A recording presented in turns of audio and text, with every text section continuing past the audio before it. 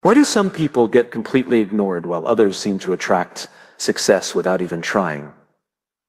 It's not money. It's not being the smartest person in the room. It's respect, and most people have no idea how to earn it. Look, respect is one of the biggest reasons I've built what I have today. And because of that, I want to share with you the 6 tricks that helped me go from nerdy and awkward to respected and successful. If you do these, I guarantee it'll make people treat you completely different and lead you to real success. Starting with trick number 1, speak now, not later. Most people don't say anything. Think about it for yourself. Has anybody brought something up that you did 6 months ago and you're like, what are you even talking about? If a new friend does something that's not cool, like didn't show up for a meeting or showed up late, say something. You don't have to be rude. You don't have to be angry, but not saying anything is teaching them that it's okay. So what I would invite you to consider is get comfortable with hard conversations. The way I do that is, number 1, is I reframe the fear. I don't say, I'm confronting somebody, or I'm being rude, or I'm being direct, or whatever. I just say, I'm being clear. Wouldn't that be a great way to communicate in a clear way? Second part is, I look at it as building the muscle. See, if I wait until it's a massive problem, then I didn't build the muscle. If I address it when it's a level 2, not a level 10, then it becomes a lot easier for me, especially as bigger things happen in my life. And I know that the size of the problems that I can deal with is the size of my life. If I can only deal with little problems because I'm scared to hurt people's feelings, then I won't be able to create a big life. The third is to avoid emotions. I don't get mad. I don't get rude. I don't get heated. I just tell them about the practical outcome. Like, here's what we need. I'm not pissed off at them. I just ask them for confirmation. Here's was the agreement. This is what you did. In the future, could you do this? My friend Jefferson Fisher has this great framework about the frame. This is the conversation I want to have. This is the intended outcome. Is that okay? And so it's like when you're giving somebody feedback, saying, I'd like to talk about your performance in the meeting yesterday. My goal is to get us on the same page, that you'll always show up early and be prepared. Is that okay? And they go, okay. Well, you just sold them on the frame of having that uncomfortable conversation with the outcome baked into the agreement that they didn't even realize they did. This is ninja stuff. Be sure to check out his Podden book. He's got some great stuff. It sounds so subtle, but if somebody acts a certain way, the first time they do that, say something. Here's the way I see it. You teach people how to treat you. I have a guy, Coupon, on my team. I love him. But man, he likes to talk. And it was so funny that I brought it up the first time he did it. He said he'd work on it. Brought up second time. He said he'd work on it. Third time. Fourth time. Fifth, seventh time. I love him though. It went so far that I actually bought him a shirt that says verbose. Because I'm like, bro, enough's enough. It's a joke. But I'm serious. Every comment you let slide, you're essentially teaching people what they said is okay. If you avoid short-term discomfort, you just create long-term dysfunction. But most people are actually disrespected because they're afraid to offend people. Which brings us to trick number 2. Stop being so nice. I'm not talking about being a jerk. Just stop trying to please everyone. Stop trying to get everyone to like you. I pride myself on trying to be accommodating and jovial and nice to everybody. And it bit me in the butt. I was talking to my coach the other day, and he said, hey, we have an issue. I said, what's? He goes, everybody I ask about you, they all say great things. That's not good. Okay. Why? Because if everybody likes you, it means you're not saying anything. And for you to accomplish the goals you've shared with me, you will not be liked by everybody. It's impossible. The frame that I have adopted is I'd rather be a good man, not a nice man. And there is a difference. The challenge with that is being nice keeps people comfortable, not accountable. This is how I've learned to do this. First off, Learn to give feedback without sugarcoating it. Like my buddy Koopa, I was very clear. Hey, Koopa, can I give you some feedback? He said, for sure. I said, a lot of times when you're in meetings, you repeat the question. You add a bunch of extra stuff, and it takes you 20% more time to communicate, which is wasting 20% of the rest of the people in that meeting. Those are very expensive meetings. And he understood. And I said, cool. Can we work on this next time? He said, for sure. Awesome.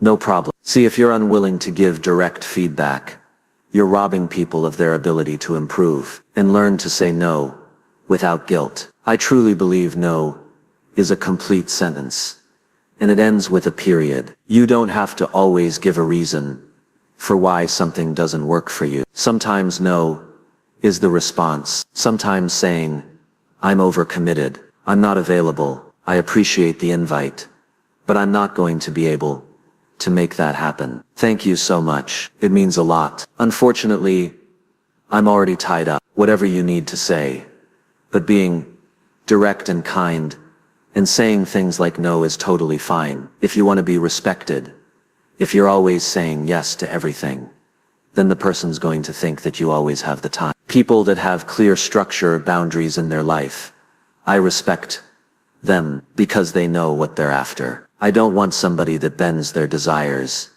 based on everybody else's requests on their time. I want the person that has a clear agenda for what they want to create, and they know when and how to say no. Most people that always say yes and then regret it and stress themselves out and show up at a dinner party they don't want to be at. They're trying to be nice to everybody. Being kind sometimes is being kind to yourself, and saying no is where we start. Sometimes people get overlooked before anything even comes out of their mouth. Which brings us to trick number 3, respect your look. It does blow my mind how some people take no consideration in how they're communicating their seriousness about their life to other people. Neglecting your looks is like printing a book with no cover. Whether you like it or not, the cover sells a book. It tells you what's inside. It gives you a sense to judge what you're going to learn from that book. It may be right or wrong.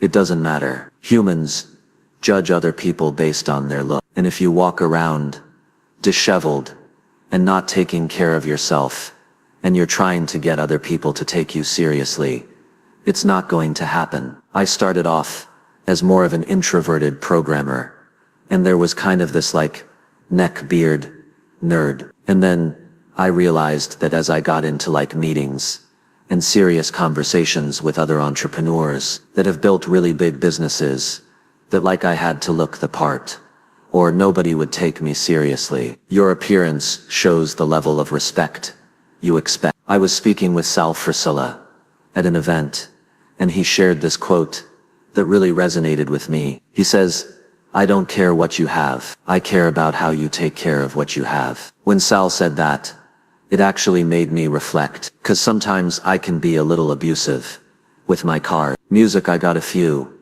and I just like to drive them, and I might put them away wet, and, not worry too much about cleanliness. And it made me realize that I needed to change my attitude to take care of the things I have. Think about your body. Like I've said this several times, the bicep vein is the McLaren of the body. It communicates trust. It communicates that you're somebody that has discipline, that trusts, that when they say they're going to do something, they do it. So ask yourself, do I look the part? But if you don't align your voice to your appearance, you'll never gain respect. Which brings us to hack number 4.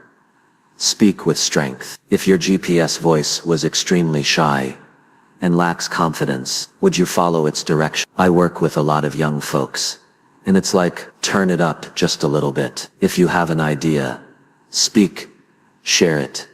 Be confident. It's not scream. It's not cut somebody off. It's just don't talk as if you're second guessing what you're saying. It's fascinating to watch people in life. They can't stare you in the eyes. They can't talk to you clearly, and then they wonder why nobody takes them seriously. You don't take yourself seriously. If you sound unsure, No one will follow even when you're right. So I'm going to share with you what I learned from some of the world's best speaking coaches on how to speak with strength. Number 1, complete sentences. Don't trail off. I'm the worst at this. I'm creating content.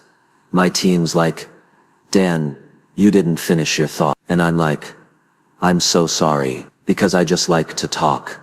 And sometimes I realize I'm not saying the word. Number 2, drop qualifiers. Stop saying, maybe, I hope, kind of, I think, because you're communicating lack of confidence by using those words and what you're saying. The third is speak with certainty. Should, could, would. The problem with those words is they have expectation of failure. Think about it. You're giving yourself an out. You're not really confident. Maybe it'll work.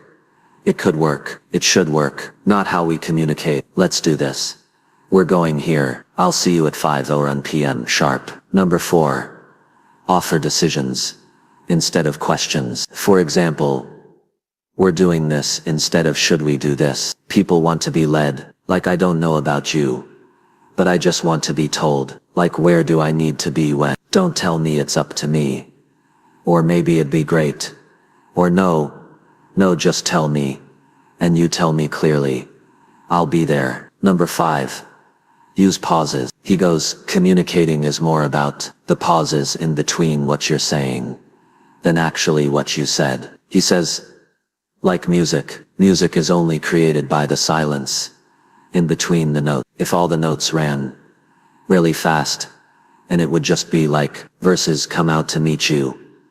I'm not singing. Anyways, he sang me that song to make his point. It was very awkward, 'cause it was just him and I. But silence is a powerful tool, but we don't just speak our word. Which brings us to trick number 5, lead with your body. I started this thing years ago. When I run on stage, I jump up in the air, and I smash my feet down. I don't know where I did it first, but then somebody said, that was really cool. You should do that every time. But I do it for me. I do it to anchor myself. I do it to communicate that I take this very seriously. I do it to communicate I don't take myself that seriously.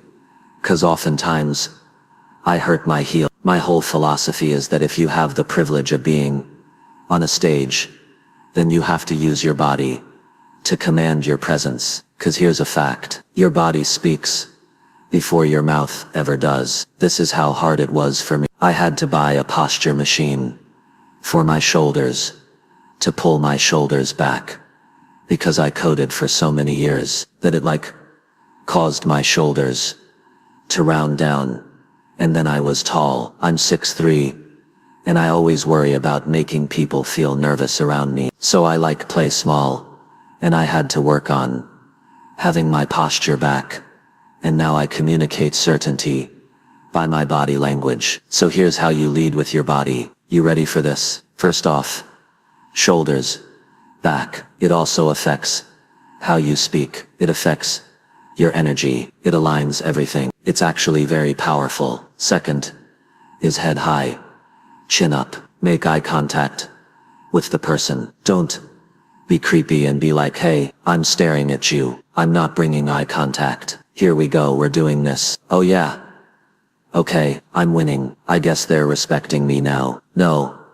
That's awkward. You're allowed to look away and look back again. Don't just stare blankly into the freaking night. The other one is smile. Always. I'm a big fan of smiling because I know how big my stature is. I remember one guy worked for me, Matisses, and he's massive too. He would love that I say that, and he never thought that he might want to smile when he walks in a room, because he literally looks like an ogre. He was one day, he was wearing this beanie, he has beard going on, and this tight shirt, and I was like, bro, everybody in that room thought you were gonna kill them. Could you potentially smile next time? He's like, oh yeah. I'm like, yeah bro, smile once in a while. Fourth is to anchor your feet. Don't rock back and forth. See, a lot of people do that 'cause it's a nervous tick. Stand there in your power. Anchor your feet. The other thing is a walk with purpose. If you want to communicate something you're sharing, then use your body language to emphasize the story. But don't get into this nervous tick situation where you're moving without purpose. But gaining respect isn't just about one interaction or the first impression. Which brings us to trick number 6. Be yourself everywhere. I believe people respect The Rock, Jelly Roll, Gary Vee, Oprah, Richard Branson, because they're the same person in every scenario. And it's wild for some people to think they're not, because they play different characters depending on who they're talking to. They project the way they are to other people. But I'm telling you, the most successful people are successful because they're authentic. They are who they are. Go back, okay? I just want you guys all feel really good about yourself. If you want, go back and watch other videos. I tried to play a part, a character that I wasn't.